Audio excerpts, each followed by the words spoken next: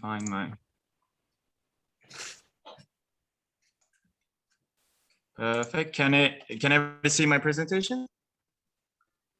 Yeah, that's fine. You can make it full screen. Yeah. So yeah, okay, I'm beginning. So hello everybody, and first of all, thank you EVA Conference for organizing this amazing event, and thank you everybody for being here. So I am Batuhan Bintas. Can everybody hear me? I just received an info says that there's something about internet connection. You've been a little crackly, but carry on. Yeah. Okay. I'll let you know if it becomes unintelligible. Okay. So I'm Batuhan Bintas. So I'm an visionary and educator, and today I'll be sharing with you a project that I've been working on, in which I connect all these three hats that I'm wearing. So in 2018, I had for a conference was about adventures in Cyberland. And it was a book. It was a paper about a book that was designed to teach upcoming generations about the technology and what comes with it, like cryptocurrency, blockchain, artificial intelligence. In EVA 2018, it was given the best paper and best presentation award. So over the next 3 years, since 2018, I've been developing this idea, and then I actually turned it into an education system. Which we call the Imaginatrix School of Cyber Wizardry and Witchcraft. And our aim is to empowering imagination through cyberspace. And in this presentation, I will be showing to you what we've been up to, the products and the support that we're getting from the community. So let's start. So why VR in education is super important today. I'm going to be giving you some statistics. So yeah, 97% of the students would like to study a VR course. And education in VR is expected to be the fourth biggest sector in VR investments. Education, the market cap size is at $356 million in 2018. This now reached 2 billion actually, and it's expected to be reaching 13 billion in 2026. And also like almost 80% of the teachers that have access to virtual devices, but like only few of them, like 6.8 to 7%, know how to use them regularly. And teachers are saying that like their students would love to use virtual reality. And 7 out of 10 teachers want to use VR in order to simulate the the spaces that in which they are teaching. So in other words, as we can see, like who takes the lead in this will go really far. And why we should focus on VR in education now? It's because VR is still a new technology. Like despite the fact many people in this conference are really familiar with these technologies, it's still a really, really new technology, and therefore like only few can understand it. And I think that's why the ones that understand it have the ethical responsibility to raise awareness on it. And this is also a great opportunity to become the pioneers in the VR education and in the VR education industry. Kids are extremely curious about the tech. And the great thing about VR is that VR gamifies learning space. Most of the gamers are kids. Therefore, providing an education through a platform that they are super excited about, it just gamifies your education. So I work directly with kids, and in many of the kids that I work with, they always wait for the end of the lesson, not my lessons, but maybe other lessons, to go back home to play on their computers. So the point is, why don't we provide a fun space in which they want to go every day, and through whilst playing they learn about many subjects, and also there is less distractions in VR, so kids get extremely immersed in the space and the education. And it's also really exciting because it's a totally new form of expressing imagination. If you look at the human, it's the evolution of consciousness. So, from the cave paintings to Leonardo da Vinci's to Warner Bros. To Disney, we can see that humanity have always been looking for new forms of expressing imagination. And now we have a new tool, a new technology to do this. And the question is like how many times a human can experience a new medium to express imagination. That really excites me. And I'm sure it excites you too. And also, due to the current circumstances in the world, when we were asked to stay home all around the planet, this pushed people into into doing more research on technology and becoming more familiar with technology. So technology is now becoming rather a part of human evolution instead of something exterior, or people are more comfortable around using technology. So for this reason, we can become the pioneers in VR education and imagination. And the other question is, why are we focusing on magic? Because we're always looking at the advancement in technology, but like we're not, only few are focusing on the magic that's coming with it. Our main goal is to ignite imaginations and show how magical and playful the reality we live in. So in other words, like we are aiming on keeping the 5-year-old within us awake. I believe that the education system today is mainly focused on raising citizens that run the society, and it completely kills the 5-year-old within us. And that 5-year-old is the one that has the dreams, that wants to go to Mars, create new dimensions, that wants to play all the time. And it's important to keep this 5-year-old alive, because I think it's what drives us to be alive. And then we focus on the overall experience and not just the tech. The cutting edge technology in our education model is just tool, and if the tech evolves, so will the tools that we use. Our main goal is to empower imagination, and we do this through cyberspace. And kids, we must admit, like kids and everybody, we love magic, and the opportunity to become wizards and witches excites every single kid, and it's also a great marketing tool. Arthur C. Clarke said once, any sufficient advanced technology is indistinguishable from magic. And also magic is science and yet to be understood. So at Imaginatrix School of Cyber Wizardry and Witchcraft, our vision is to living in a harmonious society that uses technology responsibly to ignite the imagination. And the mission is to provide tools and education that empowers imagination through cyberspace and fuel upcoming generation with the knowledge of responsible use of technology, which is the key if we want to progress with our society into the new age we're entering. So we have 3 different classes. So I'm going to start with the magic classes. So instead of teaching kids in our education model, so instead of teaching kids about virtual reality design or 3D character design, so on and so forth, we have 4 different classes. So the first class is bestiaries. So the students that choose to be bestiaries, they summon imagined characters into common reality. So they learn about animations, 2D animations, Photoshop, Procreate, or 3D, the character modeling, and VR modelings like Tilt Brush, Masterpiece VRs, and Unity animation. So we have portal masters, and these are the magicians who open portals between the imagined world and the common reality. They are the ones that create these worlds in cyberspace. So they learn about the Unity. They become the masters of Unity. They're programmers and coders. They learn how to program VR, MR, AR, in total XR, and they are equipped with building these experiences all for mobile app, computer VR, and WebGL. Then we have sonics, and they're the masters of sound, and their knowledge skill is travel from the frequencies to immersive production. So they work with sound engineering and binaural beats and DJing, so on and so forth. And then we have Fashionnatics. They're the ones that design the future styles, and they merge robotics with fashion. They create the haptics, holographic clothes, digital augmented fashion. So the students choose one of these classes, or they can choose 2 or up to 3 or 4. It's up to them. And we recommend them to focus on one and improve their skills. And then they create their own projects and they team up with other magicians in the school, which I will be coming to in the upcoming slide.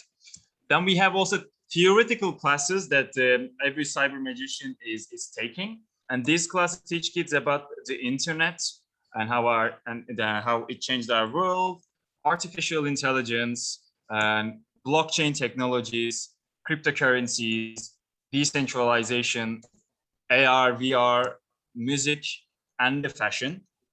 We also have theoretical magic classes. So we look at the digital technology, but we also look at the cosmic technology that the generations of magicians have been talking about. So we teach kids about hermetic teachings of ancient Egypt and Greece. So, and we teach them about the mythical imagination. We teach them about how to use mythology and imagination to develop their own personality as well as their creations. We teach them about spirituality. We teach them about the teachings of the Emerald Tablets of Egypt, and we teach them of how to be a better person, and by using all these tools. We teach them about the alchemy for personal transformation. So philosophy in general, hermetic teachings. Oops, I repeated this, and magic in general. So we look at the Islamic magic to Christian magic to to Renaissance magic to all sorts of magical teachings. So we use blockchain technologies mainly, and here I would like to share with you 4 ways of using blockchain. So we have guilds.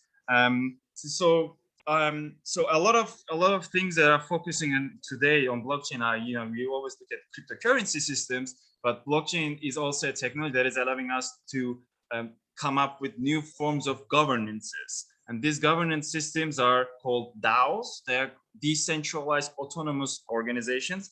I am running one, and I'm part of a couple of them on the internet. DAO allows us to work in big groups from wherever they want. We work from wherever we are in the world, but work on as a one big group and work on a mission and a vision. And this is provided by the empowerment of the blockchain technologies. So in our education system, kids learn about DAOs by forming their own guilds. So when a group of magicians, they come together, so let's say a Bistry, a Portal Metasonic, and a Fashionnatics come up together for a project, they form their own DAO, and their own DAO has projects, voting systems, and everything. And how the DAOs work is we are also at the moment in the process of creating a cryptocurrency system called Magix. So this Magix tokens will be given to kids. They will start the education with a certain Magix token, say 100. So, and by creating their own projects, selling them on the NFT market, which we're creating at the moment, and providing service to the outside world of the school, they will be earning new Magix tokens. But also, like in Harry Potter, the teachers will be able to remunerate Magix tokens to the guilds, and as the guild gets bigger, the Magix tokens will become more valuable. And through this gamification, kids will also learn about these upcoming technologies. And we are also creating a cyberland, which is the virtual land of this education system, which I will be showing you, giving you a demo in a second. So how we do this? So we run both workshops and we also are building the digital platform. So we are doing direct teachings at institutions, as well as we have a premises in East London, where I'm giving this talk from. This is our studio. Maybe you're seeing it around here. So I have private. I'm giving private teachings to kids. This is actually how it evolved. I was giving private teachings here at to the kids, and then I met some people in the education in the UK, and we have then taken it to the primary schools. And then we're also creating a digital platform. So then our vision aim is to create a platform and that provides education to anyone in the world and anywhere, as long as they have an internet connection and a mobile VR headset. So the workshops are run in London, Turkey. I'm Turkish, but I'm living in London. So I'm running the education at the school. So these are two of my students. One of them is a portal mentor, another one's Bistry. So they're creating a computer game together, and then they've been amazing. They've just been my teachers, my students for 3 months, and they already have a game coming up soon. And then this is a photo from a workshop I was running at the Aegean University in Turkey in January 2020, just before the lockdowns. And every time I go to Turkey, I go to education institutions and run the pilot model of the education. So in the last year, in 2020, we received grants from the UK government and to run our education model at Edinburgh Primary School. We started our education in March 2020, and we now have 360 kids. And I would love to share some of the footage and photos with you of this education, but we always need the approval of 360 kids and their parents in order to show this photo. So unfortunately, I'm not allowed to show them now. But the education model is going on, and we have more schools from the UK once we join this. We're specifically teaching kids about the virtual reality there. And this is a demo that kids actually created. this is the tilt brush world of the kids they have created. They've just been doodling it, and this is the product of the kids from the kindergarten reception to year 7. The thing is that like we just started the project and then the COVID happened, so project unfortunately needed to be get on hold because we were not allowed to share VR headset because of the COVID regulations. But we're hoping to restart the education model in September. But meanwhile, we've been building the digital world. Yeah. So we are now creating tools. The mainland in the digital world will be School of Cyber Wizardry and Witchcraft online platforms, and we're going to have 3 tools that will connect you there. So one of them is going to be the mobile app. Here is the mobile version of the VR. These are all accessible. If anybody here would like to have an experience, I would love to share them with you. This is the first demo of it on mobile. Yeah. Then we have the WebGL version of Cyberland, and it's just the virtual world that you only need to open it on your web browser and join to the virtual land based on blockchain. And you can also download the game on your computer for a more immersive experience. And here we have the Cyberland, and Cyberland is going to be the multiple online world for gamified decentralized education. Both students and teachers can create their own world in this land. So they can create their own avatars, worlds, and dream realities. So it's a way of, creating a digital expression of your imagination. So you can invite your friends directly into your imagination. Students can also upload their digital works. They co-create these worlds, and teachers from around the world. Our vision is that to provide this space of teachers from around the world, whatever they want to teach, they can buy a land in Cyberland. Can log into the blockchain and build their own education model and then monetize it and share it with the world. So I'm going to now share with you the WebGL version of it. We literally just started building it on WebGL. I think you have about 3 minutes, if that's okay. Yeah, I'm about to finish. Okay, let's see. Yep. So yeah, you'll be able to design your own character as well. So this is like an Imagine world that I've created, but it's going to be accessed both from WebGL and VR as well. So yeah, these are the prototypes. Okay. So where is this? Okay. Now back to the presentation. And we are also building the cryptocurrency system. We received the Ethereum blockchains community's big support on Magic token systems, and we are aiming to launch it in the upcoming months. I would love to share the information with you when it's ready as well. So as we say, we live in a time where science fiction is becoming science fact. For this reason, let's be the ones to write beautiful science fictions in which we wish to live in and inspire next generations to do so. So thank you very much. Thank you very much. That was very interesting. So are your aspirations for this project to keep it as an open source educational system, or are you looking to commercialize it in any way? No, we want to commercialize it, but keep it also open source as well. So we are it's both open source